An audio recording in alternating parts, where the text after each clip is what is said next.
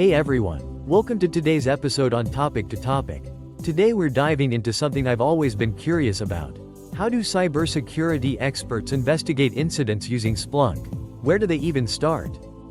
Yup, whether you're preparing for an interview, learning the basics, or just curious about Splunk investigation basics, we've got you covered. Great question. It all starts with a suspicious alert, usually triggered by correlation rules in Splunk. For example, multiple failed login attempts or unusual user behavior. Okay, so we get an alert. What's the next step? The next step is investigation. We use Splunk's search language, called SPL, to dig into the logs. We check who logged in, from where, what they did, and if it was normal or suspicious. So it's like digital detective work? Exactly, but we don't just look at one log source.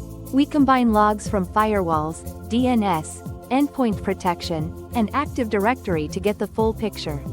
How do we know if something is actually malicious? We look for IOCs, indicators of compromise.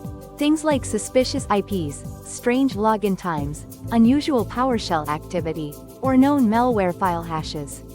Got it. Once you've found something suspicious, how do you track it? That's where dashboards come in. Splunk lets you visualize user activity, system behavior, and even attacker movements. It's a great way to see everything at a glance. And when the threat is confirmed?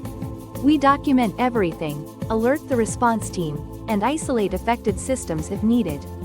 Every action is recorded for reporting and compliance. Is that the end of it? Not quite. After the incident, we improve our detection rules, update threat intel, and strengthen dashboards. Every incident is a lesson. Wow, investigating threats with Splunk is a lot more structured than I thought. Thanks for explaining it so clearly.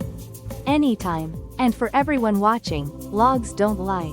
Learn to read them, and you'll always be one step ahead. If you enjoyed this breakdown, give it a like, leave a comment, and subscribe for more cybersecurity topics from Topic to Topic. Stay safe online, and we'll see you in the next episode.